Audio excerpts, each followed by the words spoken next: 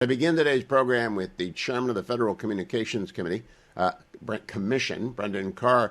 Mr. Chairman, welcome back. Good to talk to you. A lot has happened since the last time we chatted and before.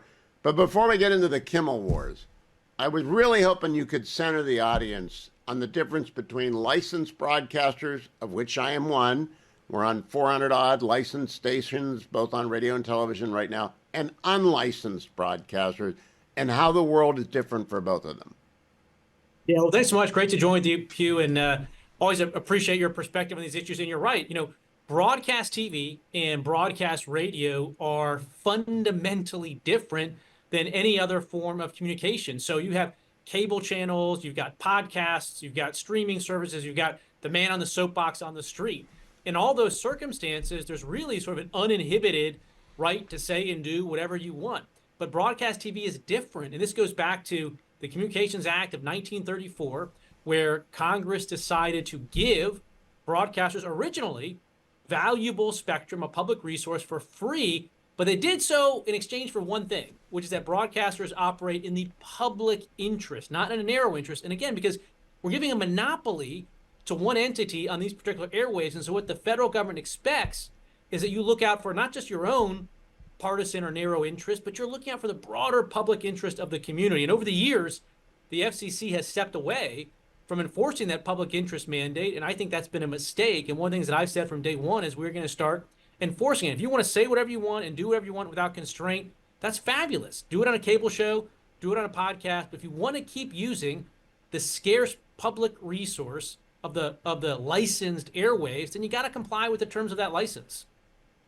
Now, Chairman Carr, I'm a First Amendment absolutist, as I imagine you are as well. When the government is involved, they may not do viewpoint non-neutral things. They cannot do content non-neutral things. But they can regulate a scarce resource, just like they regulate water and land that belongs to the public. So the spectrum really belongs to the public, and you can regulate it. How do you propose to develop public interest criteria beyond the ones that I've got muscle memory for, right? I got a dump button here in the event a caller uses one of the 7 deadly words. I don't want the fines. I don't want the proceedings. But how do you develop a framework that alerts people to what the public interest is? Yeah, there's a couple bright lines that are easy, like you indicated. There's the, George Carlin's 7 dirty words. People of my age will remember the famous Janet Jackson Super Bowl halftime where there was indecency issue. So there's, bright lines like that that everybody understands that you can't do on broadcast TV or radio that you could do on a different medium. But the core of the public interest standard is looking out for the needs and serving the needs of your local community. And what's happened is, again, if you step back, the way to think about broadcasts is think about 2 different buckets. On the one hand, you've got these national programmers, that's like Disney, ABC, Comcast, NBC, Paramount, CBS. They create the primetime TV and in some cases radio shows that people are familiar with, whether it's 60 Minutes or NFL football. They're not licensed by the FCC. They have no public interest obligation. They can say and do whatever they want in that capacity. But that programming is distributed by individual TV stations that are themselves licensed by the FCC and need to look out for the public interest. And what's happened over the years is the power has shifted into the hands of Disney, into the hands of Comcast, such that the local TV stations feel like they've never had the ability to push back, even when they think it's in the public interest. I've heard that over the years. They've come to us and they've said, I don't want to run this particular program or that program. I don't think it fits with my obligation to serve the public interest, but I don't think I can push back. Now that changed. This is why it's a real significant win. The Kimmel episode is you had local TV stations for the very first time in probably 20 or 30 years say, we don't think this program at this point in time serves the public interest in our local community, so we're going to preempt it. But perhaps there's even more we can do to put some more meat on the bone for people as to the public interest standard. But certainly running a narrow partisan circus is not in the public interest. That is, I think it's easier to define it by what it isn't. And running repeated ideological attacks that dominate the airwaves is not in the public interest. But I also didn't like the fairness doctrine. I hated the fairness doctrine. It kept radio and television closed off from voices like mine for decades. So how do you thread that very narrow lane between the public interest, which is legitimate, and not doing fairness doctrine manipulation? Yeah, some of the concern about the fairness doctrine is that it ended up in a specific application back then, resulting in sort of like airline food, where it wasn't really good one way or the other. It was just bland, No one touched on controversial topics. I don't think that's the right thing, but we do want people to feel like some sort of obligation to serve the local community. I think, again, more locally originated news. Again, you get national news programming. There's not a lot of trust there, but the local TV station news that's produced, that's actually pretty trusted. And so I think we want to see more of that type of programming. And again, I think shifting that power from the national programmers, from Disney and Comcast, down to the individual TV station owner groups, down to their newsrooms, is one step in the right direction, as opposed to some of the negatives that we saw with some of previous approaches to it. In the aftermath of the Kimmel monologue, which sparked all the controversy with Sinclair and other locally owned and operated stations, you said on a podcast, we can do this the easy way or the hard way. I understood that to mean the locals might take him off, or we're going to see the locals get a lot of comments from the public in their public diaries complaining about this. Is that what you meant? Yeah, I think there's a lot of misconstruing of those words, and I guess in hindsight they were susceptible to different interpretations. Similar to your point, I mean, one of the things that I was talking about there in that interview was this concept of news distortion complaints, and we've been seeing a lot of those. And there's easy ways to deal with those news distortion complaints. People can sort of negotiate and they can handle this stuff, or there's lengthier, more time-consuming ways, which is people can actually file news distortion complaints at the FCC. And had we gotten significant news distortion complaints around the Kimmel episode, or if they'd continue to run similar programming in the aftermath of that, we would have gotten those complaints. And then we would have had to go through the lengthier regulatory process to deal with this. But in the main, the healthy way for this to happen, the easy way, the quickest way for this to happen is for the national programmers, for the local TV stations to negotiate, to work this out, and find a path forward that works for both of them. At the end, that looks like that's exactly what happened. Sinclair, Nexstar, Disney, it seems like they had productive discussions and worked this out in a way that they were able to make their own business decisions to ultimately return Kimmel to the airwaves.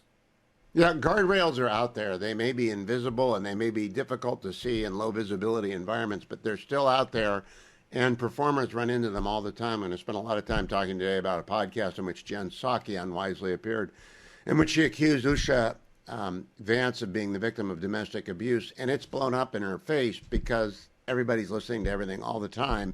And if you say something really repulsive, it rises to the level.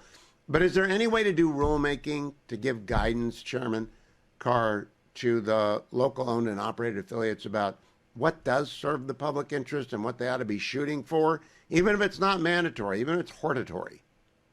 Yeah, we could, for sure. That's one idea that's been floated at the agencies. We could start a proceeding to take some various precedents over the years that define the public interest, put them together in a single place, refresh it. We could do that. Look, another idea that's been out there is that maybe some of these broadcast TV stations that have the public interest obligation and don't want to comply with it anymore, that we could effectively auction that spectrum. If they want to purchase it without the public interest discount, effectively, they could do that. And then their license could be just like any other license. So there's different ways forward. And maybe that's an idea that we should do is, re-auction those broadcast airwaves. Well, one of the things that I worry about, and I always broadcast in mind, is that there might be children in the backseat of the car as mom and dad is picking them up from school. That's the time zones in which I operate mostly. Or anywhere, whatever is playing, there might be minors around. Has that self-imposed guideline vanished from the airwaves, both regulated and unregulated? Well, I hope it hasn't. And, again, this is one reason why I've been clear from day one that we want to, reinvigorate the public interest standard and hold broadcasters accountable. Broadcast license isn't a property right. If there are, if there's nothing you could ever do that's so far beyond the pale that you lose the license, then it's not a license, then it is a property right. And so I do think we have to continue to remind broadcasters of the public interest obligation. Of course, to your point, we have, safe harbor provisions that even the broadcast content, there's certain things that you can't do during daytime hours when kids are supposed to be listening. And people may not like that, and that's okay, but they can go to Congress, then get the public interest standard changed, or they can get it removed, or we could auction the airways without it. But I do think broadcasters need to be mindful. You're not like a cable channel. You're not like a streamer. If you want to be that way, have at it. There's nothing stopping Jimmy Kimmel from going to a theater and running his program. But if that's going to be carried over the public airwaves, we have to make sure that that programming is in the public interest. And 30 seconds, Mr. Chairman. Did you hear from the president in the aftermath of the Kimmel controversy at all? No, I don't think we had any sort of specific conversations about that in the aftermath of it. But look, I think, the agenda that we're trying to run here at the FCC is clear. We're restoring the public interest standard. But more broadly, we're looking at a Build America agenda to get this country moving again. We're doing permitting reform. We're freeing up spectrum for 5G and 6G. So I know the media focuses a lot on the media stuff. There's a lot of other good stuff we're doing too. Yeah, keep pressing on. It is an important agenda, and I appreciate your coming back. I look forward to having you on early and often into the next 3.5 years. Brendan Carr, Chairman of the FCC, thank you. Danielle Pletka, Senior Fellow at the American Enterprise Institute, co-host of the wonderful podcast, What the Hell is Going On, with my friend Mark Thiessen, normally about international and strategic affairs, and I want to begin there, Danny. Welcome back. Last week, Chairman Xi purged his senior military. Now, I don't know if that happens every other year. You're the China watcher. What did you make of that? So, there are probably more acute China watchers among my colleagues, but this is such a big deal that I think all of us who care about national security pay attention. It does happen more often than you would think it happens in a place like China, and with somebody who has ruled for as long as Xi Jinping has been Secretary General of the Chinese Communist Party. A bunch of the people who were purged were, in fact, people who he had put in place to replace people who he had previously purged in the military. And look, for me, anytime you watch an authoritarian, frankly, a totalitarian country begin to peel back the onion at the leadership level, you start to worry about the decision making. Just to put it in the sort of a cultural setting, does everybody remember? You must remember the great film, The Death of Stalin. Oh, God, loved it. Steve Buscemi, right. Yeah. A fantastic film. But one of the things that underscored is that when people are afraid, who surround the leader, when they're afraid for their well-being, their family's well-being, then they start to be averse to speaking truth to power. And when the leader's not getting true information, he makes bad decisions, including on the national security front. Taiwan, South China Sea, support for Russia, North Korea. We have a lot to worry about. Well, there have been so many bad decisions made by Putin since his second invasion of Ukraine, and he doesn't seem to be able to get out of it. Is that the same problem there? He does not have a decent information flow up? So, I mean, you don't want to take away agency from the bad guy, right? We know that Putin is the bad guy here. This is something he wants.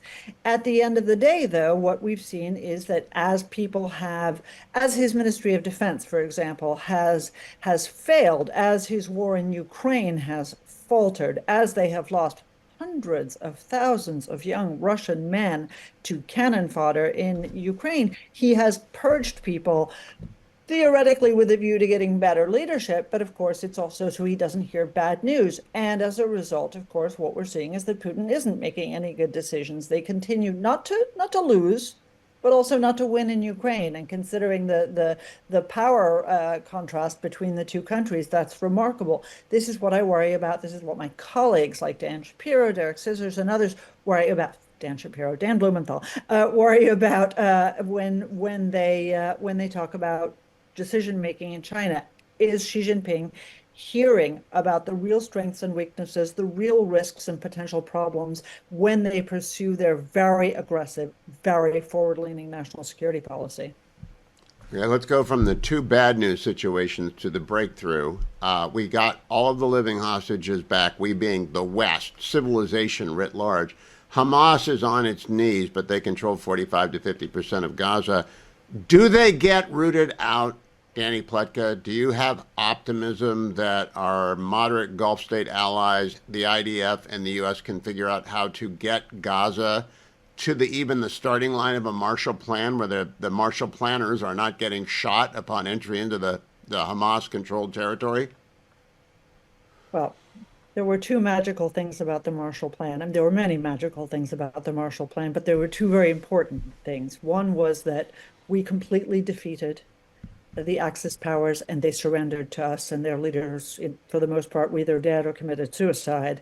And the other was that the Marshall Plan was in Germany and to a lesser extent in other parts of Europe. And so it was Germans. You cannot say that Hamas surrendered completely and that this was a total defeat. And in addition, unfortunately, the residents of Gaza and the West Bank are not Germans. That is that is the problem that I see.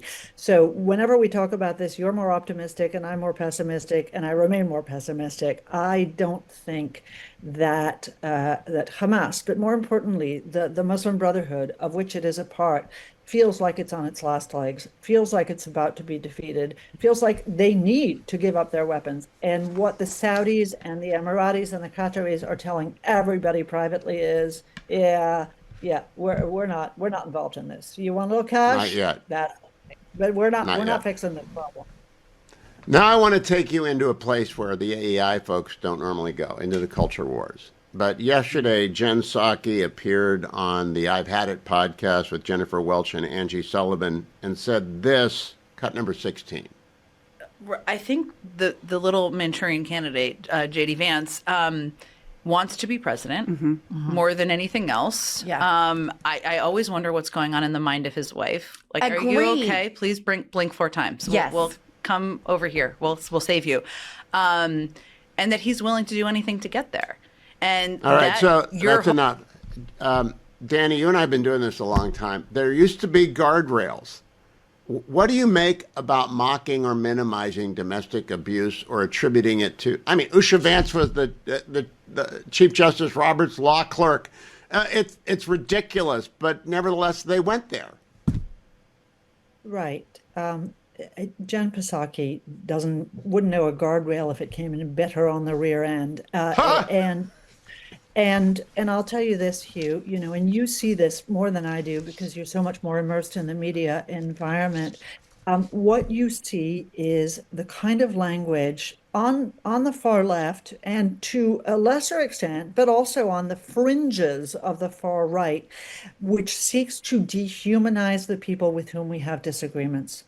Yes. If you seek to dehumanize your adversary, your political, let's remember this is politics. This isn't about genocide or war. This is about the Democrats and the Republicans, okay? Our vice president, who was voted into office by more than 70 million Americans. If you seek to suggest that your political adversaries are evil, and that's basically what Jen is saying. He's a wife beater. His wife is not a woman because she is married to a Republican. So she doesn't deserve the respect that Jen would insist should be accorded to the likes of Hillary Clinton, right?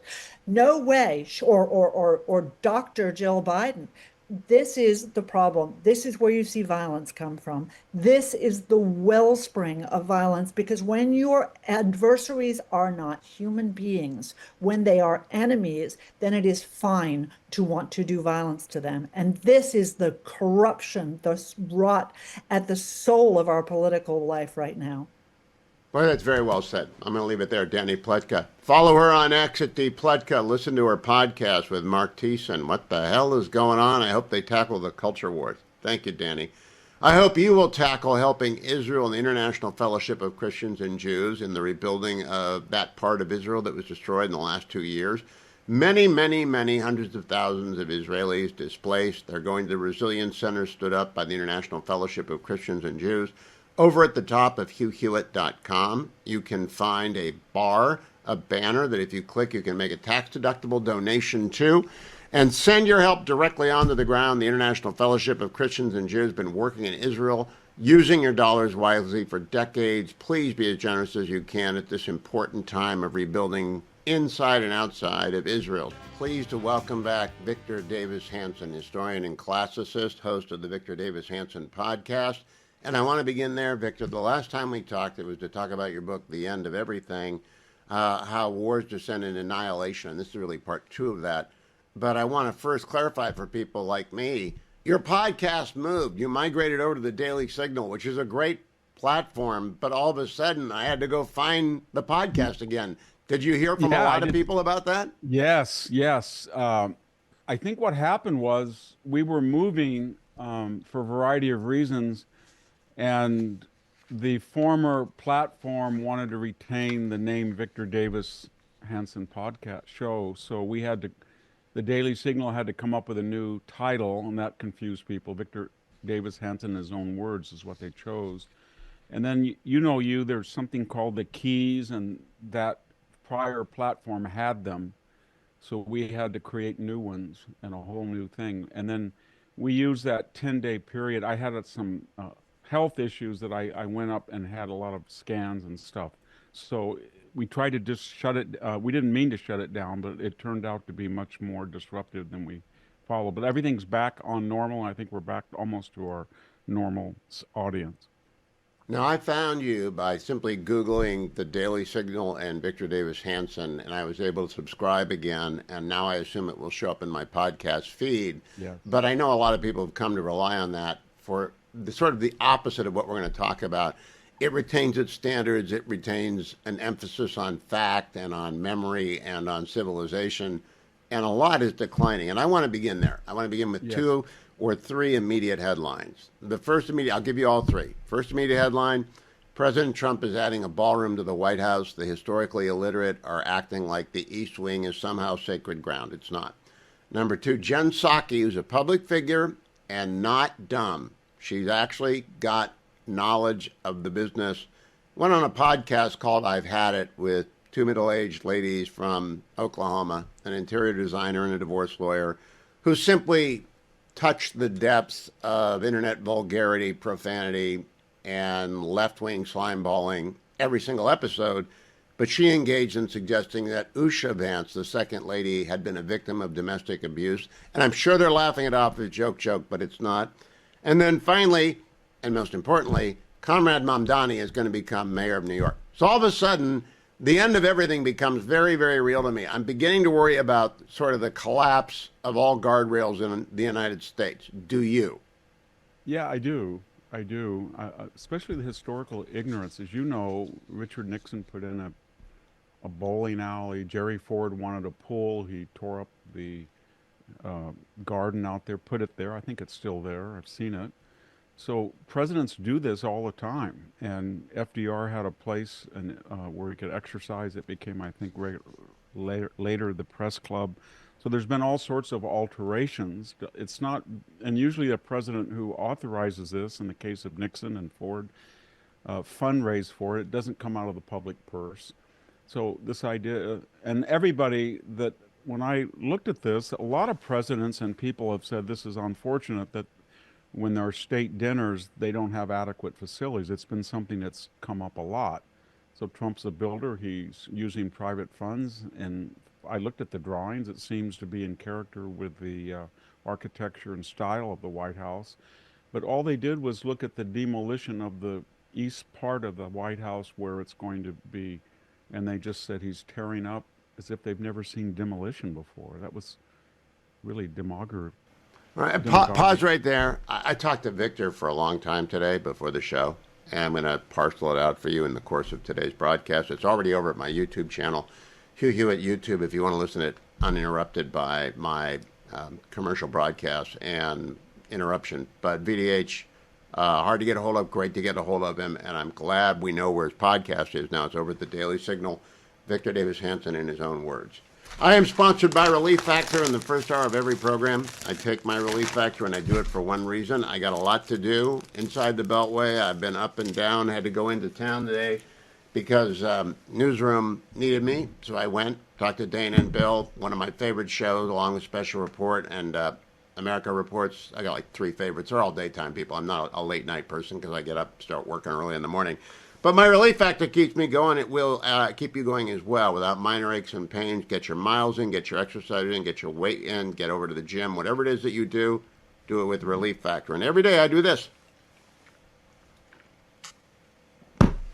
That is a live demonstration. I take Relief Factor every day. Only supplement I have taken for the past 12 years. The only supplement, in fact, I've taken for more than 20 years. What my doctor tells me to take, I take. But the only thing I take is Relief Factor, because the leave's no good for you. It's going to burn a hole in your esophagus eventually. So, that's not really true, but I do believe in Relief Factor, and I think you ought to call 1-800, the number 4, and the word relief, or go get the starter pack for $19.95, less than $1 a day at relieffactor.com, relieffactor.com. Victor Davis Hanson was my guest earlier today. Here's part 2 of my interview with VDH. So, into that narrative of crass and crude comes the podcasts of the left, from the original Pod Bros of the Obama era up through the I've Had It podcast. anything now goes that monetizes, Victor. And the I've Had It podcast has 1,000,002 subscribers on YouTube. That there's an audience that is monetized by being crude, vulgar, and frankly stupid. It's kind of stupid. Does that presage anything for the society at large, that there's an audience for this? Well, we have 340 million people, so everybody to his own taste. But I think really the subtext of that whole incident is we have been told that Donald Trump was inseparable from the MAGA agenda, that he was the sun, and without him there would be no sunlight, so to speak. And then when he nominated J.D. Vance, they said this was a critical blunder because he was white, male like Trump. He offered no diversity. He was in Ohio. That was a red state given. And then he turned out to, to upset all of those earlier speculations by being a force multiplier. And that's why Trump appointed him, because he went on to eviscerate all during the campaign, the Sunday news shows. Anybody on the left who thought that he was going to tangle with J.D. Vance ended up on the wrong side of that debate. So then I think, and you add Marco Rubio to the equation, I think they're very worried now that there is going to be a continuum of the nationalist, populist, MAGA people, and that the Republican Party is not going to go back to Bob Dole or something like that, which they would like. And that worries them. So now they're looking at the next generation in addition to Trump, and they've gone after Rubio as well. But I think we're going to see more attacks on Vance like this. Oh, the demonization of anyone with talent on the right. I remember when Senator Cotton destroyed the New York Times editorial room single-handedly, and then when he came out and said, this is probably a lab leak from Wuhan, the left went after him. There are a lot of it. Senator Cruz, Elise Stefanik. There's a big bench of young Republicans who must scare the left because they're locked into, and this brings me to subject 3 of the intro, Mamdani. And I think he's a disaster for the Democrats, but I still don't want him to win. Victor Davis Hanson, do you? Because I think he'll destroy the city. No, I don't want him to win at all. When you look at what happened to Cuba, and when you look what happened to Venezuela, or you look at what happened in 1917 to the Russians, there's a pattern there where the Bolshevik element poses as a socialist, and they say they're not going to disrupt, and they're willing to work with people. And then what happens is usually a lot of conservative or aristocrats or what they would call oligarchs make private deals for concessions. That's what Hugo Chavez did, and that's what Maduro's doing. And they try to co-opt the elite, and then basically we will leave you alone as we destroy the city. So they're very insidious. And once they get into power, they do a lot of damage. He's very different even than Bill de Blasio. He'll do a lot more damage in 4 years than de Blasio ever had imagined. And so, I don't like this idea that maybe this is good. So I think George Will had advanced that theory. This will be good, so we get to every once in a while we need a dose of socialism to shock us. No, I don't want to be a lab rat in that process. To see this. I agree with you. Our friend Mark Levin said everyone is underplaying how important New York is as the financial capital of the world, and it's the cultural hub of the United States that it shares with a couple of other places. And I do believe they have 300,000 employees in the city of New York. Mr. Mamdani, Comrade Mamdani, has never run anything bigger than an office of 10 to 12 people. I mean, how badly could it go, PDH? It could be, I don't think people appreciate that New York historically and geographically is integral to the financial system of the United States. And it's got a long tradition. It's not that far from Washington, D.C. And if you were to socialize it, which he says I think he will, then you're going to see a mass flight. And I'm not so sure that it could be in Palm Beach or Miami as effective as it is in New York. You'd have to give up all those institutions. And I don't know what it would become, but it wouldn't become Wall Street. I don't know what Wall Street would do if you have a socialist dash.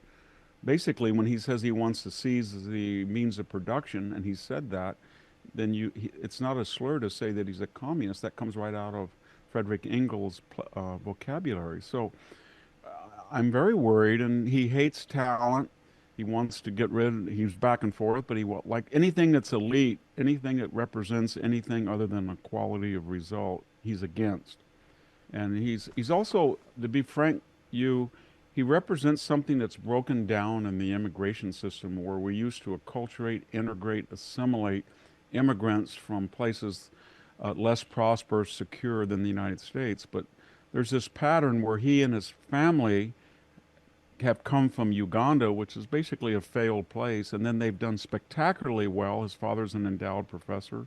His mother is a very well-known filmmaker. He grew up in affluence, but he has the same idea of AOC, or now the multimillionaire Ilhan Omar, that you come to this country and you immediately start to say, I'm not going to enrich it with my literature or music or fashion or food. I want to change fundamentally the way it works, the Constitution or protocols of 250 years, without any acknowledgement that I wouldn't come here if I was able to change it. Then I would have never come, because it would represent what I left. And that's what a lot of Americans are very confused about. Why would people come over here and want to change the system that attracted them in the first place? Coming up with VDH after this, I do want to tell you about andrewandtodd.com, 888-888-1172. If you're planning on moving, if you have to move, if you have to refinance your house, or you have to find a way to get a second mortgage on your house, and HELOCs are back, home equity line of credits are back, call Andrew and Todd. Andrew Del Rey's been my friend for 20 plus years, and Todd Avakian half that time. Thousands of customers, because they're a bank. They lend you the money. They underwrite the loan. You're not dealing with a middleman or a broker or an agent. You're dealing with Andrew Del Rey and Todd Avakian, 888-888-1172. You can get shortcutted by going directly to andrewandtodd.com, giving them a little bit of information. They'll call you back. But they are the world's best. They really will take care of you every step of the way, whether you're a VA, loan recipient, you don't want to put any money down, or you're a senior citizen, you want a reverse mortgage. andrewandtodd.com, 888-888-1172, 888-888-1172. Coming up next hour, Senator John Cornyn of Texas, Senator Jim Banks of Indiana, Selena Zito will be here. There's a lot coming up, a little bit more VDH. I'll play out VDH in hour 3 as well. But coming up, if you're watching on the Salem News Channel, Generalissimo is going to juggle Rasmussen's popular fireballs. Now, you know that Best Hot Grill is our sponsor, and the Solar Infrared Grill cannot be beaten. Whether you want a small one or the big one, you can try it before you buy it. But they also make Rasmussen gas logs. They come in all varieties, weathered look, pine, split. You want to redo your fireplace, Rasmussen gas logs, head over to besthotgrill.com. But if you want the fireballs, the Rasmussen fireballs, and they are trademarked and protected because they are best and unique. Generalissimo, are you ready to juggle them? Not necessarily suitable for juggling. Did you try? You promised you'd practice. When did I make that promise? That was off the air yesterday. People didn't hear it, but I heard it. You were talking about how you knew Best Hot Grill made the Rasmussen fireballs. And yes. You were measuring for the fireballs, so I just assumed you had the fireballs and you juggle. So people don't know you juggle, but you juggle. That's a reach even for a lawyer. It's you juggling. So are you getting the fireballs baseballs, or aren't you? I'm going to get a fireball. I'm not going to get 3. No, they come in many numbered of them, don't they? The sets of fireballs are multi-numbered. I don't know. I thought you had them. You should go to besthotgrill.com, scroll down past the wonderful patio heater, which I love and you don't want because you lied about California always being warm, and scroll down past the logs and you'll find the fireballs, and you should learn to juggle those. That would be good. besthotgrill.com. You'll thank us for the grill, you'll thank us for the fire log, for the patio heaters, and for the Rasmussen fireballs. Now, Generalissimo, my PhD weight loss, 864. 644. 1900, that's 864. 644. 1900. Are you getting into holiday shape by getting back on the hardcore My PhD weight loss program? Yes, I lost a couple pounds last week. I'm starting to work my way back down again. Went on the bike twice yesterday. I've been riding the bike to work and back, and went on another ride last night, and doing some more walking and kind of working my way back into the process. Have you talked to Rachel? She's doing different pursuits. She's not even there anymore. Well, who's your new therapist? or counselor or whatever they call that person? Brittany is my new person. Brittany? Yes. I got to talk to Brittany. Why? Well, because I've got a daughter-in-law named Brittany. So I It's just not wanted her. to talk. No, I know it's not. I just wanted to make sure because if she's dealing with you, I wanted to give her a few trigger warnings, not to bring up your juggling abilities, which are next to non-existent. I didn't want her to insult you or your Grinch shtick that's gone. MyPhDWeightLoss.com really does work. You ought to call them 864 644 1900. That's 864 644 1900. If you want to lose between 20 and 50 or even 100 pounds, you want to do it the old-fashioned way without the fat pill, without paying $1,000 a month for the rest of your life, myphdweightloss.com. Senator John Cornyn joins me from the state of Texas. Senator, good afternoon to you. Thank you for being back. I want to talk to you about the narcotics working group hearing today, but I want to start by asking you about something that your wonderful wife Sandy told me in an event a few years ago, that the spouses in the Senate look out for each other regardless of party. And I put that out there because yesterday, Jen Psaki went after Usha Vance on a podcast. I just want to play a little excerpt of it for you and get a comment. Cut number 16. I think the little Manchurian candidate, JD Vance, wants to be president more than anything else. Yeah. I always wonder what's going on in the mind of his wife. Like, are you Agreed. okay? Please blink 4 times. Yes. We'll come over here. We'll save you. All right, so and Senator, that's not funny. It's never funny to mock or minimize domestic abuse, but especially, I mean, you worked with the vice president when he was a colleague. You must know Usha. What do you make of the left? Have they lost their minds? Well, first of all, thanks for remembering what Sandy said. This is a little island of civility and little oasis, so to speak, where spouses can get together and share their experience being spouses of members of the United States Congress. And they seem to like it, and I think it's a positive thing. But it's really a dirty pool to try to lash out at family members. You know, those of us who run for office, we know what goes with the territory, and we're willing to take it and have to take it. But our spouses and our children don't sign up for this, and they don't deserve it. And they need to be, people like this need to be called out and say, this is just over the line. Yeah, I'm pretty sure Jen Psaki will figure it out and apologize before long, because you just do not mock or minimize domestic abuse. It's too great of a real problem. Which brings me to the other real problem. We have seen President Trump order the military to sink drug runners. You had a hearing about this. I didn't even know we had a narcotics trafficking caucus. I'm glad that you're a part of it. What kind of recognition did you come out of that with?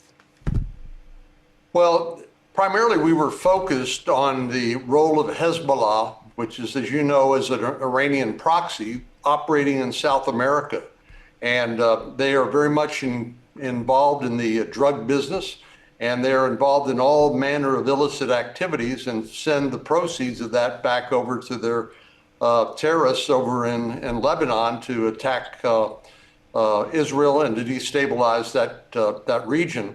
But of course, Iran is the head of the octopus because whether it's Hamas, Hezbollah, or the Houthis, but I think most people didn't realize the extent to which they've been operating in South America and are very much intertwined with the government of people like President Maduro in Venezuela.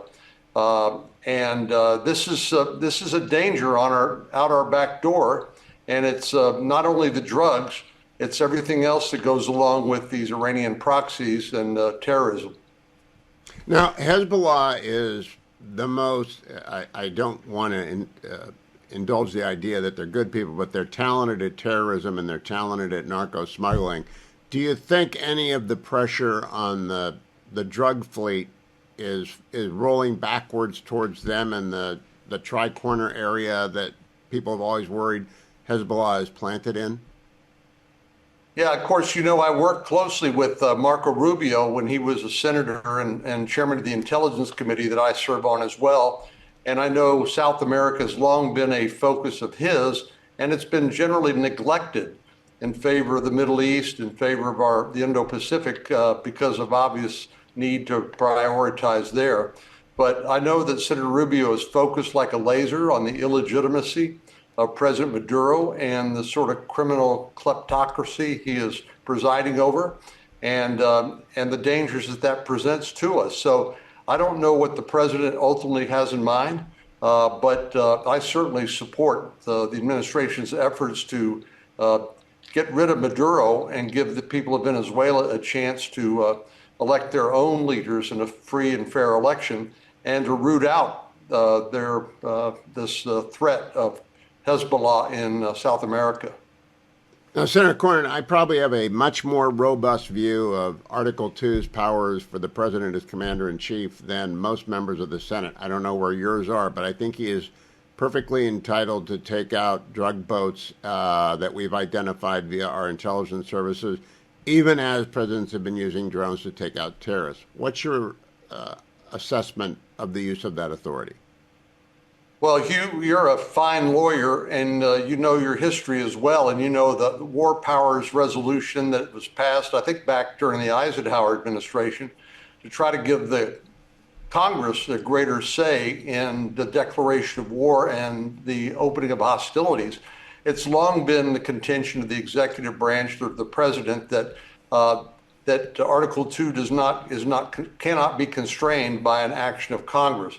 I think that's a little open-ended. I think there are benefits to have Congress on board, like the AUMFs that were passed, authorizations for the use of military force after 9/11 and the like. But I think the president is operating within his constitutional authority. For those who object, I would love to hear them say what they would choose to do as an alternative. But standing by while hundreds of thousands, tens of thousands of Americans die from drug overdoses, including fentanyl, and let the cartels have essentially a safe haven in Mexico and South America is dangerous and I think unacceptable. So I'm open to other ideas, but in the meantime, I'm happy to support the president's efforts to take out these narco-terrorists who are shipping poison to the United States that will invariably take American lives. And Senator Cornyn, last question. When you get back down to Texas, whether you're in Dallas, Houston, San Antonio, McAllen, wherever you go, are people happy with the border being closed, or do you get pushback that the need for labor is such that we can't get crops picked and manual labor done without an open border? Well, I blame President Biden for his open border policies that poisoned the well on what I would consider to be some common sense ideas about what our immigration laws ought to look like. But thanks to President Trump, that border is now largely secure. And I'm hopeful that Tom Homan and the good men and women in ICE can remove the hundreds of thousands of people who are under final orders of deportation, including people with criminal charges and criminal convictions. I hope they can get them out of this country. But at some point, to your question, I think we need to confront the fact that we need smart people. We need people willing to do jobs in America, but we certainly should never, as an important principle to lay down, should never supplant Americans first. If there's Americans willing and able to do the job, that ought to be the beginning and end of the conversation. But I think we've always benefited from immigration, legal immigration, but illegal immigration's been a disaster. Yeah, we never need to go back to the open border experiment. We tried that. That was a disaster. Senator Cornyn, always a pleasure to talk with you. My best to Mrs. Cornyn as well. If you reminder, I just thought of her today when that clip played, and it's breaking down. Civility is breaking down all over the place, and I hope she and the other spouses avoid the kind of heat that Usha Vance is getting. Thank you, Senator. I also want to make sure all of you stay secure in your online life. So I want to talk to you about WebRoot Total Protection. It's the scariest part of October. And I don't mean haunted houses or pumpkins or trick-or-treating. It's being vulnerable to cyber criminals. And it's getting exponentially more dangerous. Call it Cyber Scaries Month. You need WebRoot Total Protection to prevent that. The all-in-one product for individuals protects one identity on 5 devices. A family can get the protection for up to 10 identities on 10 devices. You get a lightning fast antivirus to identity theft protection. You get advanced dark web monitoring to find out when your information has been hacked and is for sale. You get a secure VPN, unlimited cloud backup. And right now you can change from cyber scary to cyber secure with a 60% off deal from the WebRoot Total Protection offering if you visit www.webroot.com/Hewitt. That's webroot.com/Hewitt. Celebrate Cyber Scaries Month with WebRoot Total Protection. Let me also tell you about forfreemarkets.com. FORfreemarkets.com. Don't ever let the banking get going again. President Trump has pulled a halt to it, told big finance, told the big banking industries, we are going to hold you accountable if you start closing down banking operations to people whose politics you don't like. By the way, this works left-wing and right-wing. We do not want financial freedom impaired by people who have points of view that disagree with other people's points of view, whether they are inclusive, like gun owners, whether they belong to left-wing organizations or right-wing organizations. The financial system ought to be open and fair. To do that, to join that effort, head to forfreemarkets.com, forfreemarkets.com. Let's make sure that the financial sector of the American economy remains free and fair, to open to all at forfreemarkets.com. John Campbell is responsible for Obamacare. He was in the Congress when Obamacare passed, and so I want him to explain why we have to subsidize it the way the Democrats. Do you know how badly broken your law is, Congressman Campbell? You were there at the time, were you not? I was, yes. I was in Congress during the passage of Obamacare, and so I want that clipped, please. I want that on my board. He was there. He's responsible. So yes, they want to continue subsidies because people are going to find out that everything we said about Obamacare is true. It doesn't work, John. No, it does not. And actually, although I know, according to you, that I'm responsible for the mess that California is, in addition now, apparently to Obamacare, which I didn't know. But who actually is responsible for Obamacare is a person who is passed away now, but is from the state where I live, and that's John McCain. Because if you remember, Republicans were going to repeal Obamacare, but were failed to do it because of John McCain's vote. So otherwise, voting against it because he was mad at Trump for all the reasons that we remember. But it didn't work. It never worked. It wasn't good then. It's not good now.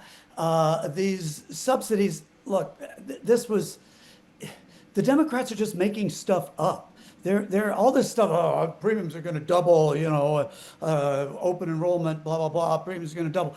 They're just making all this stuff up. Obamacare, medicine is far worse off for the vast majority of Americans, medical care is, than it was before 2008-9, when Obamacare was passed.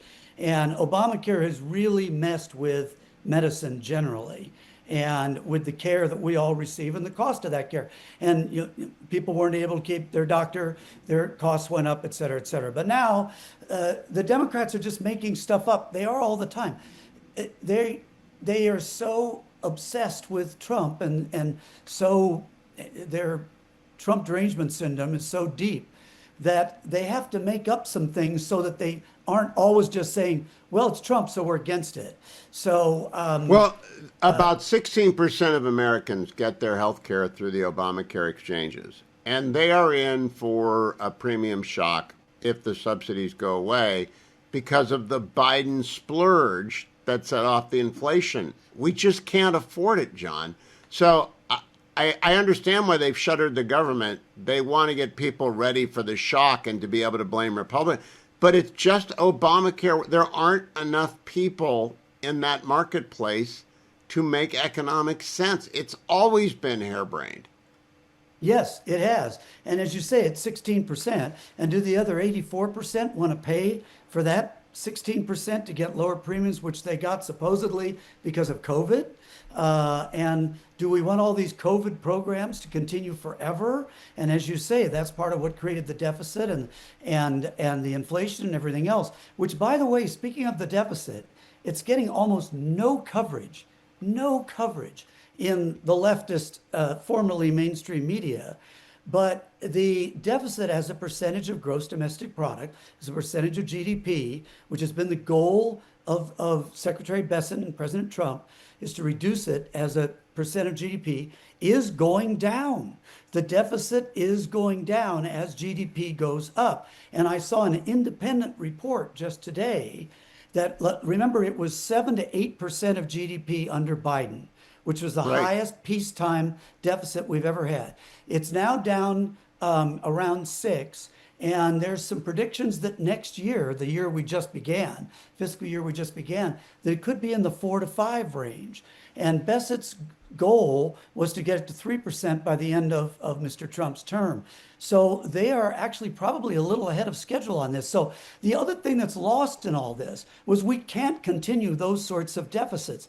The people won't buy the debt. We'll have a debt crisis. We'll have inflation. We'll have all kinds of stuff. So this administration is getting that deficit as a percent of GDP down. And everything the Democrats propose would be to bring it back up again. So it's not just that these subsidies are only for a small part of the population. They're not fair. They were supposed to be temporary, and therefore they are temporary. But it would also take what is improvement in the deficit and move it the other way. And if you do that, that's when you might have a debt crisis. So what do you think the political consequences will be? I'm now convinced the shutdown is a get out the vote effort in Northern Virginia, but I also think it's misguided because Northern Virginia voters, to the extent that they are at all movable, they're very smart and they know why the government's shuttered. It's shuttered because of the Democrats. So if they're not getting paid, it's because of the Democrats. I don't know whether or not Spanberger can beat Winsome Earl Sears or not. And I've already voted for Winsome Sears. But what do you think? You think anyone believes that this is the Republican shutdown? Because that's what the Democrats are betting. Of course they do. You said, does anyone? Of course they do. Everybody that was at that No Kings protests around the country, they believe it. You were there, weren't watches... you? You were at the Phoenix No Kings. I think I saw you there. You were there, weren't you? I actually don't think there were any here. I saw no reports of. I saw no reports of any here. So there must have been, but they must have been so small that they were embarrassing and they didn't do any. But there's no question the Democratic base believes this. The Democratic base, as you've pointed out in some previous segments today, is completely unhinged. So they are believing, that the sky is purple and grass is blue. I don't know. They're believing ridiculous things. They'll believe anything their side says. So their base truly believes that. But the question is, were you friends with any of the whack? Were you friends with any of the wacky lefties? A lot of them came in after you retired, but there were still some pretty left-wing people in the Congress when you were there. Did you talk to any of them about their economic theory? No, I wasn't friends with any of them because you just couldn't, because they tended to be angry people, to be honest. They're people that don't have a lot of gratefulness. They don't have a lot of inner peace. They're just angry people. And I mean, I would often reach across the aisle to try and talk to Democrats, and I could find some lefties, definitely some what back in the old day we would have called liberal, and they were in fact liberal as opposed to leftist back 10, 15, 20 years ago. And I could get along with some of them, and we could agree on some things that we could do together. But as far as the true lefties, the really unhinged ones, they're just sad, angry, ungrateful people. And I have to agree with that, and I'm sorry that you left before you could work collaborating on them on Obamacare 2.0. John Campbell can be followed on X at JBT Campbell, at JBT Campbell, John Baker Tom Campbell, JBT Campbell, and you should read his newsletter because as the father of Obamacare in the House, he really ought to be held to account. Thank you, Congressman Campbell. I do want to remind everyone the International Fellowship of Christians and Jews asking for your support at this critical time in Israel's history. The fellowship has been at work building resilience centers across the country, feeding the most needy, running soup kitchens, running all sorts of aid going out to people who've been impacted by 2 years of war. Your donations of $5, $10, $25, $50 can be made at the blue bar at the top of hughhewitt.com. They're all greatly appreciated. The International Fellowship of Christians and Jews, tax-deductible donation, very reputable, been at this for years. Thank you in advance for your support. I think the little Manchurian candidate, J.D. Vance, wants to be president more than anything else. Yeah. I always wonder what's going on in the mind of his wife. Like, are you Agreed. okay? Please blink 4 times. Yes. We'll come over here. All right, We'll not funny, say- America. That's Jen Psaki suggesting that the second lady is afraid of the vice president because of abuse. I'm joined by Selena Zito. I warned her I would ask her about this so I wouldn't shock her, and she tells me she's aware of it. Selena, what did you make of that? I'm sure they'll put it down to joke. I'm predicting an apology from Jen Psaki because it's one of the unwritten rules of broadcast. You never minimize or mock domestic abuse because you add to the burden of people who suffer from it. But what's your reaction? Absolutely vicious. That was completely uncalled for. And the inference and innuendo that is there for no reason at all other than you don't like that person's politics is really appalling. I was like, what are we in 7th grade, girls? You need to stop that right now. Have you listened to any episodes of the I've Had It podcast? This morning, I got a call from Fox, and they said, come in to talk about this with Ann and Bill, and I did. But beforehand, I listened to the whole episode, and they've got 1.2 million followers on YouTube. It's all vulgarity, profanity, and the worst of the left-wing swamp. And they really hate J.D. Vance. I'm just astonished by it. Have you ever heard it? Not until today when I saw the first clip. One of the things about podcasting that Americans have loved is, the podcasts to me that do really good are the ones that are great storytellers, right? Where you learn something new, you see a different perspective, and it bounces off of different ideas. This is just, let's just sit down and, what's that show that's on, I don't know, Learning Channel or something, one of the Bravo, where all the people come together from a reality show and then they're just like really mean to each other for an hour and a half. That's what that was like. It is an endorphin, I assume that it is an endorphin jolt to hear people with whom you have some sort of shared identity. In this case, the hosts are middle-aged white ladies from Oklahoma with a twang in their voice. Jen Psaki, of course, former White House press secretary. To hear them talking the worst kind of trash talk about J.D. Vance and everybody else and his wife, I guess that gives some people pleasure. And in a nation of 330 million, you can monetize 1 million people who like hate. Yeah, you can. But I think ultimately what they want is for their team to win in the next election. But you don't expand a coalition that way. And that's what I've been saying about that No Kings events that happened over the weekend, right? There were millions of people. Yes. All over the place. Yes. Did you see anything new for Democrats in any of those crowds? Did you see anybody at all signing people up to vote? No, because it's all their voters. And they didn't win with all their voters. Not just the presidency, but also the U.S. Senate and the U.S. House. So I don't understand the mindset of not wanting to expand your coalition, because you're not going to do it with that kind of negativity and hate. You're just doubling down on the people you've already got. You need gettable voters. You need a persuasive argument. Yeah, I had a conversation with a college student last week up at Hobart and William Smith College where I was doing an event. And the question was, why did the Republicans win young men? And my answer was, I'm not sure we did. I think the Democrats lost them. You agree with that? Somewhat. Shockingly, the Republican Party became the party of cool. Like, it was cool to be Republican. And it's something that is lost, that they've never been able to get, like, at least not in my lifetime, right? But the memes, the TikTok, the things that they were talking about, everything was kind of hip and kind of cool. And young people gravitate towards that. Now you've got to find a way to hold on to them and keep them.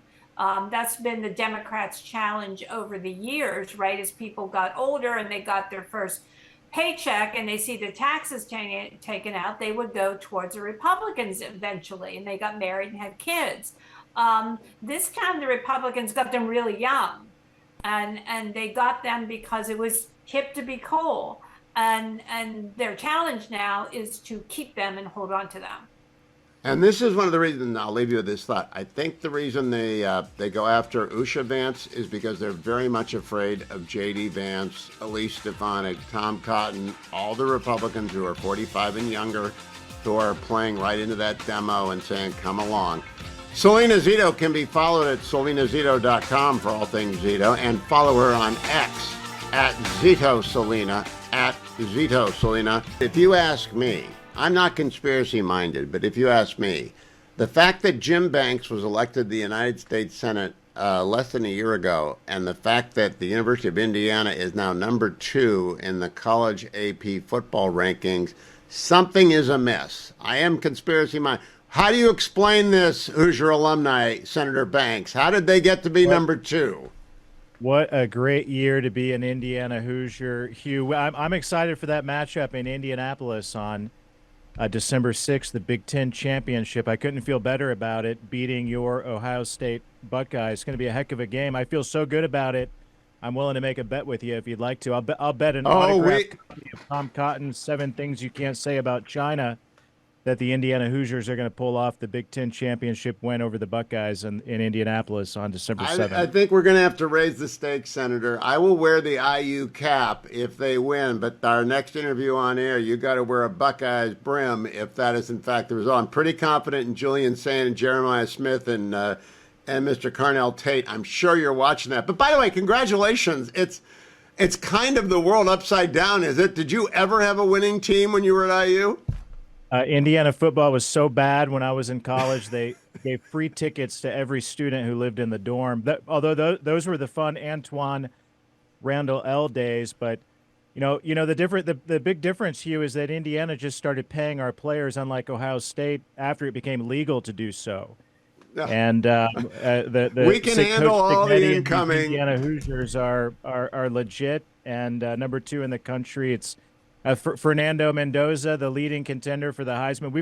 We don't know what it's like to root for a football team like you do, and it's really exciting. Not to mention, our Purdue Boilermakers are the preseason number 1 team in the country in college basketball, and the Indianapolis Colts are the hottest team in the country. We didn't see that one coming either.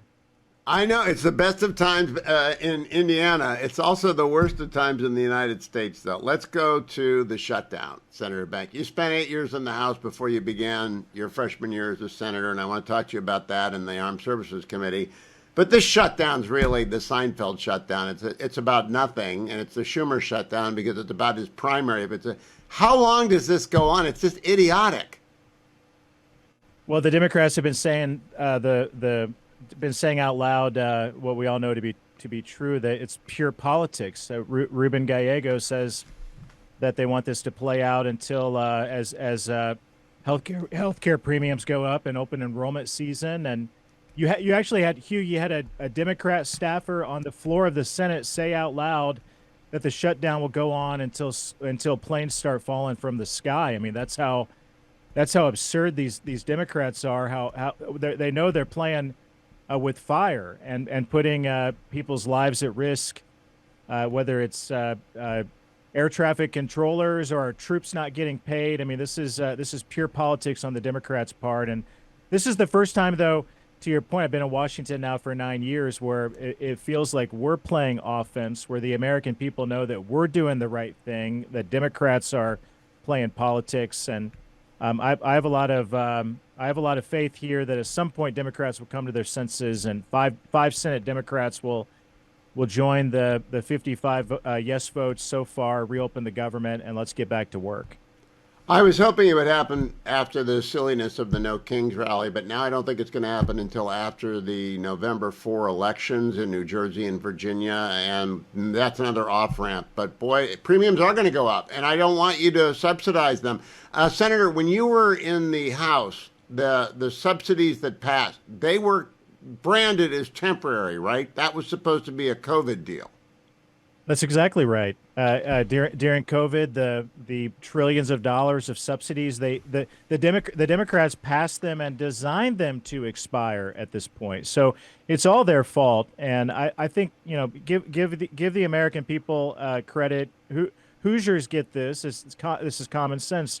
Healthcare prices have skyrocketed because of Democrats and Obamacare, and you can subsidize the heck of them out of healthcare out of it to try to bring down prices.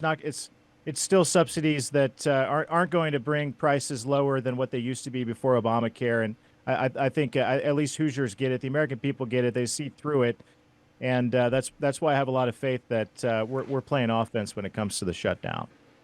Now, Senator, this is the first time we've talked since you've ascended to the Senate and the saintly realms of being up there in the 6-year term. You're on armed services. How's the Navy rebuild look to you? Well, President Trump's serious about it. You have Russ Vought, the OMB director, and his right-hand man on shipbuilding, our friend Jerry Hendricks, who's there in the office working with them. Even Secretary Bessent at Treasury. All of these guys, Secretary Lutnick at Commerce, they're all focused on Navy shipbuilding. And the good news is that in the big, beautiful bill, we pumped an extra $27 billion into shipbuilding. We passed language that I authored in the NDAA, Hugh, that accelerates the use of artificial intelligence that will bring down the cost of shipbuilding by 15 to 20% and increase the time of shipbuilding. Our friend Mike Gallagher over at Palantir, some of the work that they're doing on using AI, implementing AI in shipbuilding, it really works and it can make a big difference. And it's the first time that I've been around Washington where we have a president and an administration who's really serious about increasing shipbuilding. We need a United States Navy that can beat China, but also a United States Navy that's versatile enough to go into the Caribbean and take out the narco-terrorist. Right now, we have 15 to 20% of the United States Navy heading to the Caribbean to take out some of these narco-terrorists trying to run drugs into our country. And we need a United States Navy that's versatile enough to do that. But to do that and pull that off, we need more of an autonomous Navy, and that's what the Trump administration shipbuilding plan incorporates in a really big way. And so, have you found any Democrats who agree with you, not named Angus King, on the committee yet? It depends on what the subject is. I mean, of course, there's a lot of bipartisanship here and there, but usually in parochial interests. I mean, the Virginia senators love shipbuilding, but sometimes to a detriment of not looking toward the future and incorporating some of the new technologies that we have in place. So, and at the end, and you get this more than anybody, Hugh. If Donald Trump is for it, then these Democrats are against it, even if it's common sense and sensible. So that's the sad reality. Senator Banks can be followed on X at Senator Banks. Imagine that there will be a lot of Hoosier propaganda there between now and their unfortunate meeting with the Ohio State Buckeyes in Indianapolis in the Big Ten Championship. But we'll talk before then, Senator Banks. Good to have you back, and I'm glad you're on Armed Services. Thank you for joining me. I'll be dashing back and forth across the river tomorrow. I got to sit down with one of our great sponsors from the American Exploration and Production Council. These are the independent producers of gas and oil in the United States, and they've just had it with our permitting system, which is so badly broken. We need permits to get oil and gas out of the ground and out of coastal waters. We need permits to build pipelines to transport it from east to west. Permitting is a nightmare. I did it for 27 years in private practice. It's great for lawyers, don't get me wrong. Put my kids through college. I represented these people back in the day. I've retired from the active practice of law. I don't do it anymore. But I was pretty good at getting the 404s and the Section 7 consultations and dealing with Cal EPA and California Fish and Game. And the same is true of every single state, every single local government, and of course the federal government. They all have rules that prohibit us from driving down the cost of the oil and gas that you use. We have to get that reformed, and AXPC.org has a plan. You can go and read it. They're selling it to the Congress of the United States for permitting reform to get out more energy that we need for the future. Visit AXPC.org. Now, I'm not at all deterred by the schedule I've got tomorrow. because I've got my relief factor. I already took it in the first hour. I remind you about it in hours 2 and 3. Don't leave home without it. Put it in your car. I often advise people leave it next to you if you shave, next to where you shave. If you don't shave, and next to the coffee pot. If you don't drink coffee, put it by the back door on the way out of the car. If you don't leave the house, I don't know, put it somewhere next to your bed. But take it every day. And if you aren't taking it yet, try it. There's a 3-week starter pack, $19.95, less than $1 a day when you call 1-800, the number 4, and the word relief. 1-800, the number 4, and the word relief, and you will get that $19.95 3-week starter pack. Try it. You don't like it, fine, stop it. But 7 out of 10 people keep using it. I've been using it for over a dozen years. The only supplement I've taken for more than 20, because it really does get rid of the minor aches and pains that you do not need. Finally, and related to the permitting, one of our sponsors, you heard Jonathan Williams on the program yesterday. He is the president and chief economist at the American Legislative Exchange Council, ALEC.org. ALEC needs to work on permitting, and I forgot to ask Jonathan about it yesterday. I'm sure they already have a task force of permitting reform across the United States to make it easier for people who own land to use land, to make it easier for people who want to build houses to build houses. If you want to be a part of that, if you're a state legislator, you really ought to join the American Legislative Exchange Council, because they are the nation's preeminent conveners of state legislators. Now, we got 99 chambers, right? 49 states have 2 chambers, and Nebraska has a uni chamber. So you got 99 chambers, and there's stuff going on in the 99 state legislative chambers. ALEC follows it all, and they do that with extraordinary vision and attention to detail. They get people motivated and moving towards a common goal. Help them out by getting their newsletter, alec.org/Hugh, on the state of the states. Keep yourself informed on what's going on, not just in your state, but in all 50 states, so you know where the good ideas are coming out of the states and where the bad ideas are that are killing them. alec.org/Hugh, alec.org/Hugh. Kicking off the hour with Charles C.W. Cook, senior writer for National Review, based down in Florida. You'll hear him on his own podcast, the Charles C.W. Cook podcast, as well as frequently on the editors from National Review. Charles, welcome. A preliminary, I'm talking with some new friends about maybe moving down to Florida to teach at one of the colleges down there. Was your wife a Floridian when you made the move to Florida? No, but my wife was born in Hong Kong, so she likes hot, humid weather. So she was tired of the northeastern winters, so she wanted to move. Yeah, my wife is a Californian, and they're a snob about California, Florida stuff, so I've got a selling job to do. Secondly, have I told you about Ludwig yet, which is set in your hometown of Cambridge? Did you watch it? Yes, and we watched all 6 episodes. I hear they're making a second season. It's just fantastic. I loved it. Well, tell me, is it true to Cambridge? I've been to Oxford. I could judge for myself when they went on campus. Does it do Cambridge justice? Well, it does, but I think because a lot of it is set around that fairly modern police station and in the house, which is in the outskirts of Cambridge. So you don't see as much of the city as you would of Oxford in something like Brideshead or the Inspector Morse series. But yes, that's Cambridge. There's nothing false. Well, I'm glad to hear they have a second season coming up. Now, given that you are Cambridge born and Oxford educated, you have an appreciation for old things. Are you upset by the renovations on the east wing of the White House, which will see a ballroom added to it? I am not. I worked there. I went to the East Room maybe twice in the time I was there. You go through the east wing occasionally, but what does Charles C.W. Cook think about it? I am completely baffled by this freak out. I think it is pretextual. I think it is deranged. The East Wing, as with the West Wing, were first put in 1902 during Teddy Roosevelt's administration. But what is there now is an office block that was added in 1942 during the war by Franklin Roosevelt. The ballroom has been an idea percolating since the Harrison administration in the 1890s. There's just not enough room for a lot of our diplomatic functions, and so they end up in these expensive and ugly-looking tents on the South Lawn. I think this is really good. I just don't understand it. The White House has been amended over and over again throughout American history. The porticos were added The tennis courts were added and removed. Bowling alleys have been put in and taken away. The West Wing itself, the Oval Office, are not original. In the 40s and 50s, they had to completely gut the entire place except the walls to make it safe. So no, I'm not. I'm just not upset about this. And I actually think we do need that space. Now, I don't particularly like Trump's interior design. It's a bit gaudy for me, but that's a separate question. Everyone can always change the interiors. Every president gets to Right. pick the interiors. They can do that if you don't like it. I'm not allowed to decorate even my office, so I'm not going to have an opinion on that.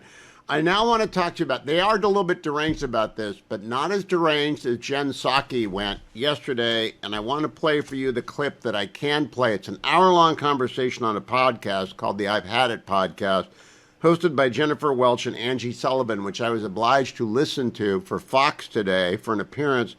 And this is one of the clips I can play. There aren't many I can play over an FCC licensed station. Cut number 16. I think the little Manchurian candidate, JD Vance, wants to be president more than anything else. Yeah. I always wonder what's going on in the mind of his wife. Like, are you Agreed. okay? Please blink 4 times. Yes. We'll come over here. We'll save you. All right, unpack that for me, Chuck. That is spouses are normally not fair game. Children are never fair game. Usha has said nothing, done nothing. She's a Yaley and a Yale-trained lawyer and a clerk to the Chief Justice of the United States, as well as 2 circuit judges. She's exceptionally bright and accomplished, and she navigated the campaign with extraordinary dexterity. Why would Jen Psaki say something like that? They always do. I hate this. They did this to Ted Cruz. They do it to J.D. Vance. It's particularly ugly with J.D. Vance because the implication is always that he's a racist against his own wife and children and that they're somehow suffering. They cannot conceive of women being conservative. In my case, my wife is more conservative than me.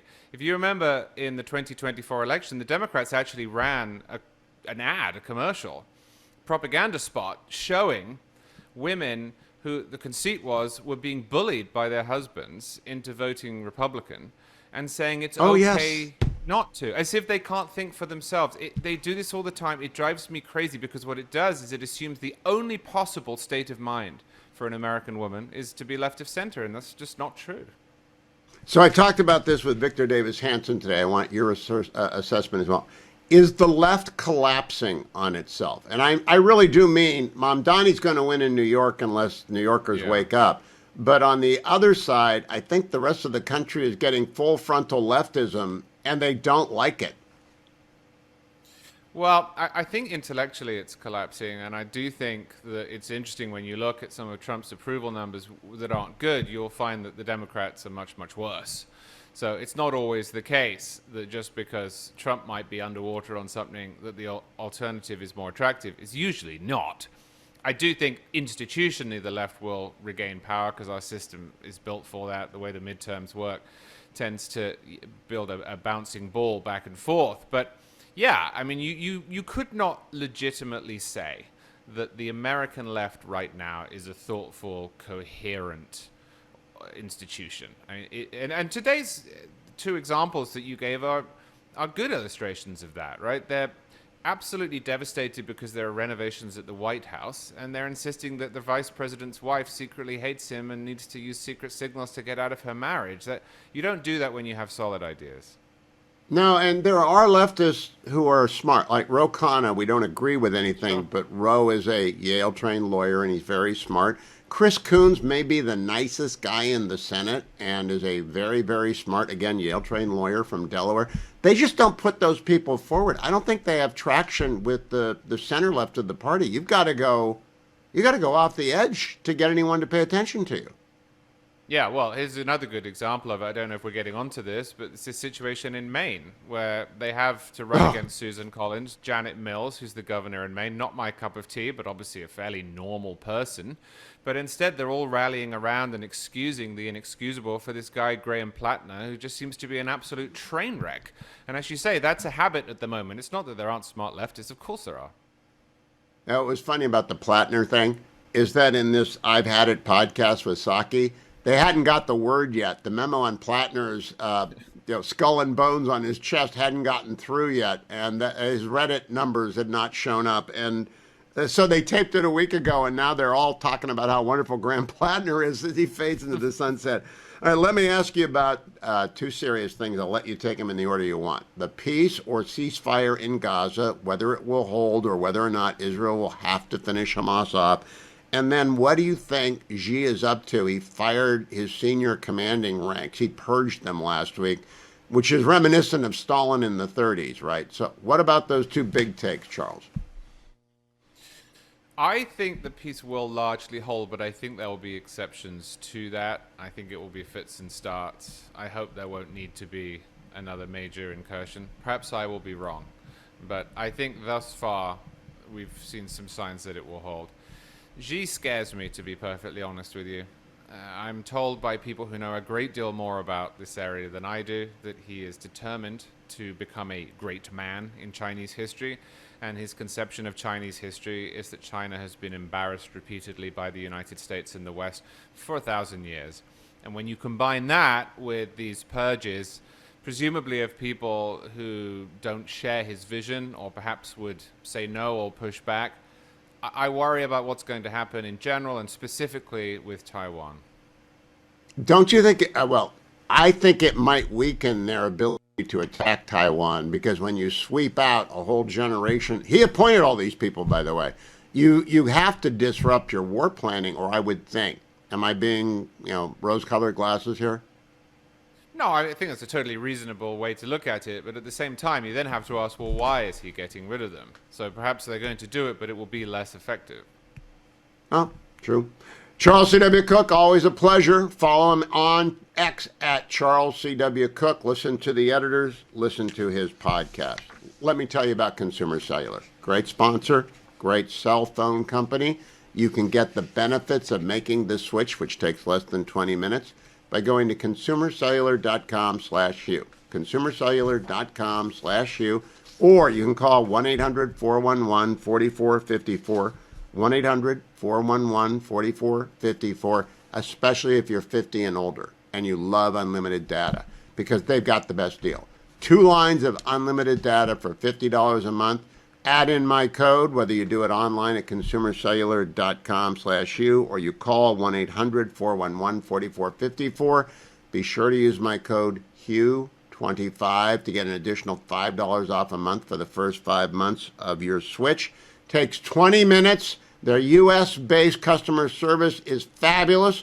Consumercellular.com/Hugh or 1-800-411-4454. In Israel, we don't want a vassal state, and that's not what Israel is. We don't want a client state, and that's not what Israel is. We want a partnership. We want an ally here. And the president believes very strongly that if Israel honestly, with our Gulf Arab allies, can play a very positive leadership role in this region, to where, frankly, the United States can care less about the Middle East because our allies in the region are stepping up and taking control and taking ownership of their area of the world. Now, that doesn't mean we don't have interest here. That doesn't mean we don't care about what happens here.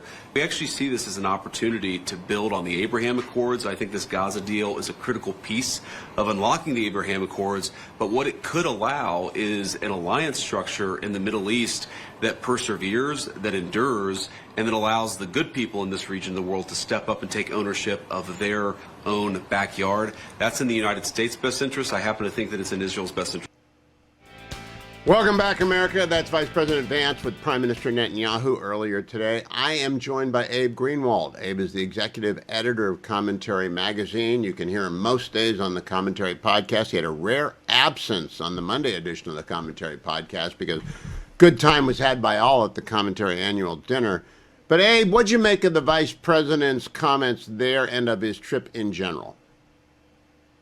I think it was all for the good, all very positive, for a number of reasons. One of which is that there have been sort of 2 competing narratives since the return of the hostages and the ceasefire. One is often sourced to anonymous administration figures and is peddled in places like the New York Times, and sometimes even given voice to by the likes of Steve Witkoff. And that story says that the Israel strike on Qatar was enraging to Trump and threatened to undo all the diplomatic work that had been done so far regarding the coming peace deal. And then there's what you hear from the horse's mouth, what you hear from Donald Trump directly day after day after day, which is really not a word of criticism for Israel, but very, very strong assertions that Hamas must disarm or it will be disarmed or be killed. So I have always taken that first narrative about the supposed discord or wrinkle in the U.S.-Israel relationship leading up to this as some sort of three-dimensional chess having to do with saying things that Qatar wants to hear, maybe for good reasons, maybe for ill. Another positive that I think comes out of this is that J.D. Vance in particular is an administration figure who didn't seem to be quite as forward-leaning as the president himself and as Marco Rubio and others when it came to U.S. involvement abroad and generally, and in this fight specifically. So I think it's good to have him over there, to have the administration speaking in one voice about the U.S.-Israel relationship and really demonstrating for all what a thoroughly coordinated collaboration this was. That is the good news. I'm glad to hear Yeah. you say it. I hear John say it on the podcast. It's really been beyond my best hopes for the administration in partnering with and backing Israel, especially after Operation Midnight Hammer and the whole charade that led up to the attack on Iran and the 12-day war within the war. I just think Trump's got Israel's back, and Israel likes Trump, and the domestic politics aside. Now to the not so good news. Democrats have lost their mind over Israel, and they were all excited about Graham Plattner until he can't disown his tattoo. And I'm not sure you should believe Continetti when he says he hadn't got one. I mean, I heard him say it today, but you never really know. But they can't get the anti-Semites out of their party. There are too many of them. I know we worry about them on the far right as well, but the left wing is overrun with them, and Mamdani is not exactly a marginal character anymore. No, and I share your concern, and his potential victory, which looks to me to be a shoo-in, I think could really produce something like the Mamdanization of the Democratic Party. And you might see all sorts of Mamdani copycats trying to do the same thing. I don't know how successful that will be as an electoral strategy across the country. Don't forget, New York City is a liberal coastal city. It's and even here he's benefiting from some very strange circumstances in a weird race in which most of the city does not actually want him as mayor, but he will get elected if he gets elected by default.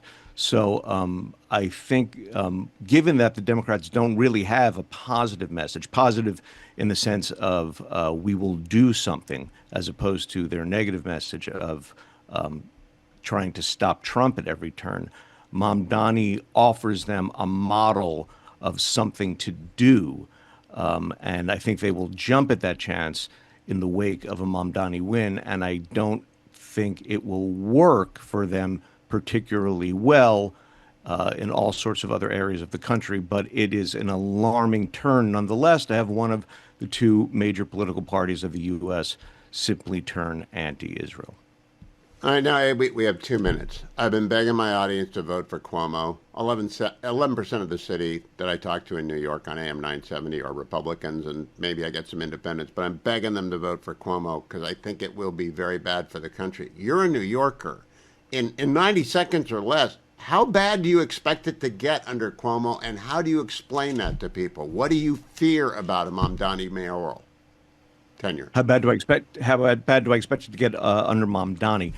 Well, there's really no telling. He's inexperienced. His ideas are. This is setting aside, if you can set aside such a thing, his support for his monomania obsession against Israel. But he has ludicrous, unsustainable ideas about social policies that have failed time and time again. He doesn't know enough to know how little he knows.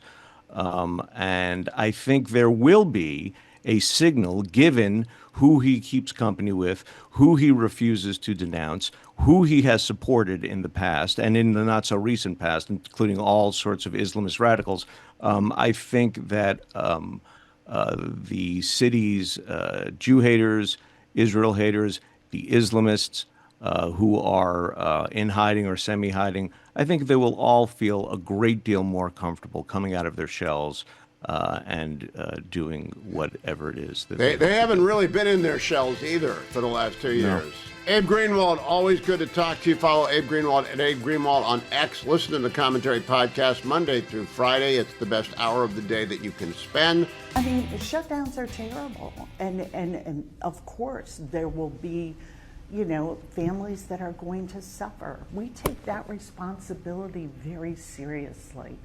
But it is one of the few leveraged times we have. Wow.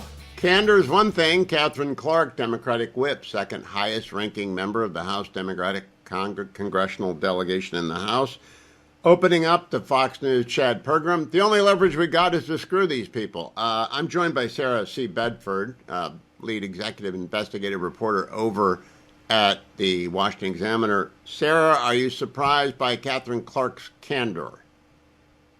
I'm surprised by her candor, but not necessarily by what she said, because Democrats don't appear to be concerned about the collateral damage of their strategy here. It's Republicans who have been actually, releasing the pressure and looking for these pressure valves, like Donald Trump finding a way to keep military service members paid during this shutdown, even though that ostensibly undercuts their negotiating position, because they're not really trying to use the shutdown as any sort of political tool. Republicans have been offering a clean CR, a clean way to keep the government open this entire time. This does make Democrats look really bad here, because it exposes kind of what their game has been all along. So, Sarah, I live in Northern Virginia. It's a blue area. It's full of government employees and federal employees who haven't gotten paid, and a lot of them do live paycheck to paycheck. Maybe they've got savings. They don't want to exhaust them. How in the world did this help Abigail Spanberger or the New Jersey gubernatorial candidate Cheryl, who's up against Jack Ciattarelli, who's surging? How does this possibly help Democrats? It doesn't. And Democrats have not articulated still any kind of real strategy surrounding the shutdown, except that they want to appear to their base as having fought the Trump administration. For what? That's not super clear, because Republicans have now said you can have the thing that you say you want, which is that we will sit down and we will find a way forward on extending these Affordable Care Act subsidies. You have Republicans who explicitly want to do this, like Marjorie Taylor Greene. So the ACA subsidies are no longer an obstacle on the table. Democrats probably wouldn't be able to tell you in one or two sentences what it is they're actually fighting for, except optics. The problem with that is that it does use ordinary people in the neighborhood where you and I live as bargaining chips, and it's kind of astonishing that a member of Democratic leadership admitted that out loud today. Yeah, Democrats keep stepping on rakes. I want to play for you Jen Psaki, cut number 16. She is appearing on the I've Had It podcast with Jennifer Welch and Angie Sullivan, and she said this about Second Lady Usha Vance, cut number 16. I think the little Manchurian candidate, J.D. Vance, wants to be president Mm-hmm. more than anything else. Yeah. I always wonder what's going on in the mind of his wife. Like, are you Agreed. okay? Please blink 4 times. Yes. We'll come over here. All right, We'll Sarah, you're married. That is an implication. It's actually not an implication. It's an assertion of domestic violence. It is not okay to mock or minimize domestic violence. Happens 10 million times a year in the United States. 40% is the max reporting rate. People seeking help. It's hard to get spouses who are in abusive situations to ask for help. What is going on in Jen Psaki's head? It's indicative of the broader Democratic attitude towards women, right? Which is actually quite patronizing and anti-feminist, that a woman couldn't possibly choose to be conservative. She couldn't possibly choose to be supportive of her husband's career if her husband is successful, if she is a stay-at-home mom. It must be because she's being subjugated. She doesn't have the agency to make the decision to be the second lady or to be a stay-at-home mom. You know, Usha Vance doesn't have any agency. It's JD Vance that must be imprisoning her if she's standing by his side. That's a completely anti-feminist worldview, but it's kind of par for the course for Democrats. Have you ever heard of the I've Had It podcast before today? I have not. But you know what that podcast reminded me of was that ridiculous ad during the 2024 race where there were like women in bejeweled MAGA hats who were winking at each other after voting for Kamala Harris when leaving the booth, assuming that MAGA woman couldn't possibly exist in a marriage. You know, it had to be like in secret or else she had to be afraid of her husband. It was a ridiculous sentiment.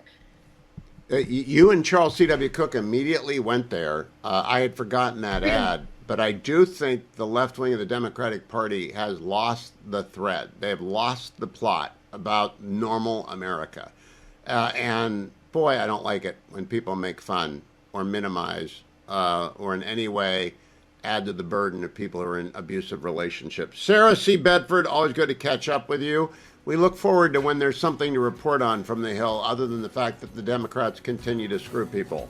Thank you, Sarah. Earlier today, Victor Davis Hanson, historian and classicist extraordinaire, returned. I've already posted the entire interview, which I'm playing out over 3 days, over at my YouTube channel. If you go to listen to it uninterrupted, please like and subscribe at Hugh Hewitt's YouTube channel.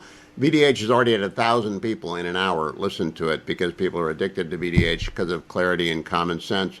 Here's part 3 of our conversation. Yes. And now this is the big overarching question. You and I won't be around in 50 years absent medical miracles to see what's become of the Republic, but my grandchildren will be. Do you? I've always said rather blithely that the Constitution is very strong. These were geniuses who constructed it and Lincoln reconstructed it. But do you think it's strong enough to put up with all these various tensions, or are we back in 1968 and a continuation of the MLK, Robert Kennedy assassinations, the weather underground, the violence, the Vietnam War-induced hysteria? Are we right back there?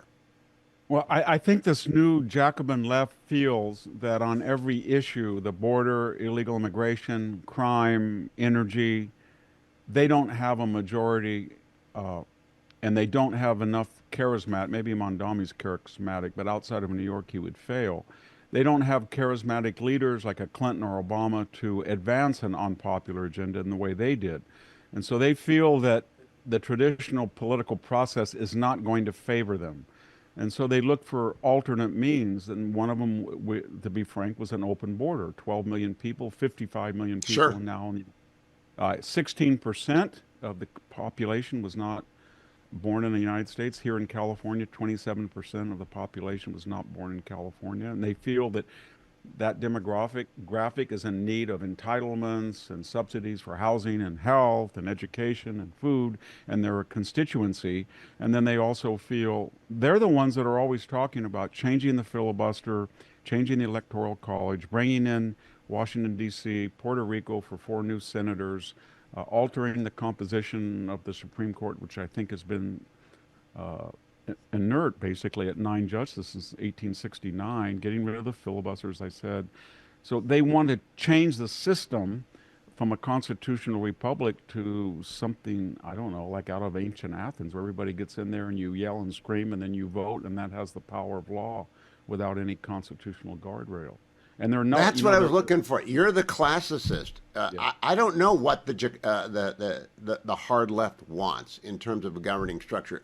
they can't come out and say that they want a party, that they want an oligarch like Putin, or that they want the CCP, or they want chaos like Venezuela and Cuba and increasingly Colombia. They don't want a dictatorship like North Korea. But they can't articulate what they want. They just want power and money. Yeah, I think they don't like a constitutional republic because it has laws that restrain what they feel are popular expression or mass hysteria. And they're almost neo-Confederate now. I don't mean that just rhetorically. They really do believe in state and local rights transcending federal jurisdiction, to the point where now some of their heroes are John Brown. We had a Howard professor the other day said, you got to burn things down like he did. He was killing people well before Harper's Ferry. And they also, in the same thing of this, we have 600 jurisdictions that are sanctuary cities. Remember when Jan Brewer, she said the federal government is not enforcing federal immigration law, and I'm going to do it in the state of Arizona. Obama blocked that, sued successfully, and they said no state can defy the federal government, and she was put down on that issue. And of course, she was saying the federal government should enforce its own laws. These people are saying state and local law transcends the federal government, which is trying to enforce law. It's the same argument that the nullificationists used South Carolina in 1832. It's the same thing on the verge. It's the argument that led to Fort Sumter. And that's what Donald Trump is saying. On the other side, he's saying, we have federal property in your jurisdictions, and we have federal law that transcends your law in matters of immigration, and we have a right to enforce that law. They are saying, not only do you not have a right, we're going to use popular dissent and condone it, maybe to the extent of violence in the case of Chicago. We're going to use local law enforcement to thwart you, or at least not come to your aid. And we're getting in kind of to a bleeding, I'm afraid we're getting into a bleeding Kansas mid-1850s, where we're going to see people use violence on the assumption that the federal government won't do anything.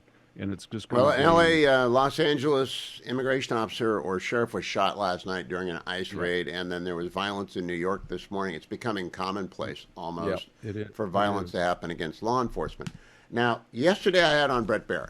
He's written this. It's a very fine one-volume biography of TR. And he makes explicit an argument that there's a lot of TR in Trump. My argument's been for a long time that there's a lot of Richard Nixon in Trump and a lot of Trump and Richard Nixon, and they might be bookends of a moment. You just finished a book about Trump. Yes. What is the analogy, and where is he taking us? Because he's only got 3 years left. Where's it going to go? What's he trying to get done?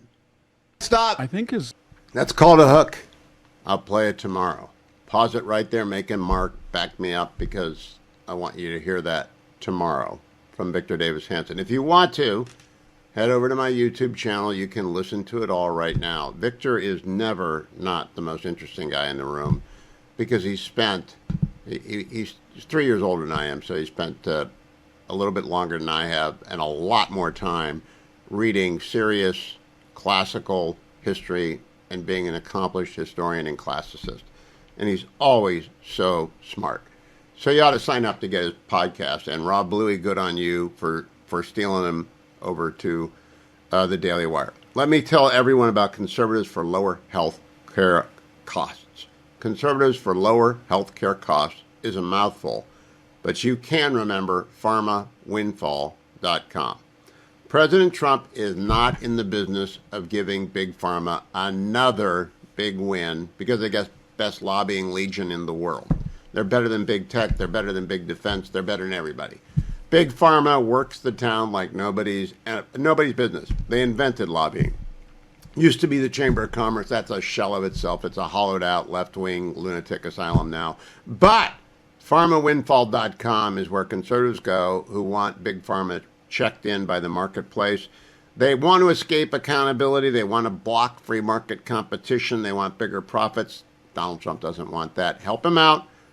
pharmawindfall.com. That's pharmawindfall.com. Get involved with Conservatives for lower health care costs, because the system is broken and it needs free market fixes. The Hamas situation, where they're pretty violent people, I would say.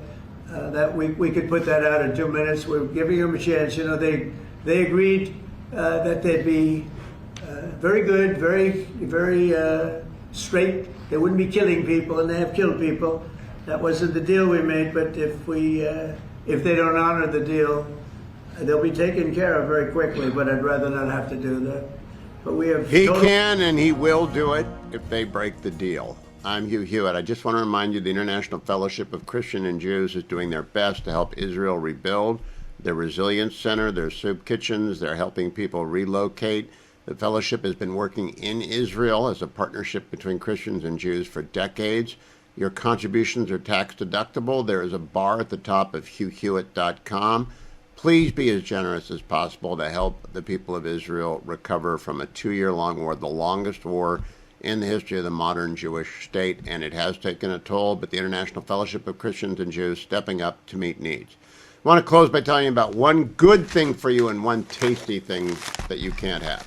This is Relief Factor. This is really good for you. It has no taste at all. I take it every day in the first hour. I take it on air. You hear me and see me take it. Why? Because of days like tomorrow, which is going to begin before the sun comes up and go until late at night. And that's a fine, fine thing to do. If you feel in great shape and you get your exercise in, and I do, thanks to Relief Factor, which I've been taking every day for 12 years, and I want you to try it. Call 1-800, the number 4, and the word relief to get a 3-week starter pack for $19.95. That's 1-800, the number 4, and the word relief. Or you can get that starter pack as well by going directly to their website. It's the only supplement I've taken for 20 years. I've taken it for 12 years. I don't want any other supplements. People try and pay me a lot of money to take other supplements. I'm not interested in it. I love Relief Factor because it works. You should try it. Thousands of my listeners have. Finally, I got to say thank you to John Ravisto and no thank you to Richard Botkin. Ravisto is a great Marine who lives up in the North Woods up there in Minnesota cold. And as a hobby now, he makes Grandpa's Barn Blazing Syrup. Big Birch Lake's finest 100% organic maple. I could open this and drink it. I love maple syrup that much. Fetching Mrs. Hewitt won't even let it in the house. I love maple syrup that much. I love maple candy. My son's mother-in-law makes maple bars and maple. I love maple cake. I love maple everything. So I may just go get an IV and hook this up. Ravisto, thank you for making it. Botkin, you know I can't have this. You know you're in trouble with the Fetching Mrs. Hewitt. I just want you to know that. But John Ravisto, thank you. There's no website. You can't get this. He's not selling Grandpa's Barn Blazing Syrup, Big Birch Lake's finest 100% organic maple. And I'm not selling it either. But I got to wait for someone to come by who will make pancakes because the Fetching Mrs. Hewitt doesn't believe in those. She thinks they're bad, and she really doesn't believe in maple syrup. But I happen to know this is the elixir of life. It's what Ponce de Leon was looking for in Florida was maple syrup, and all the time it was with the Amish up in Ohio, and I guess in Minnesota cold.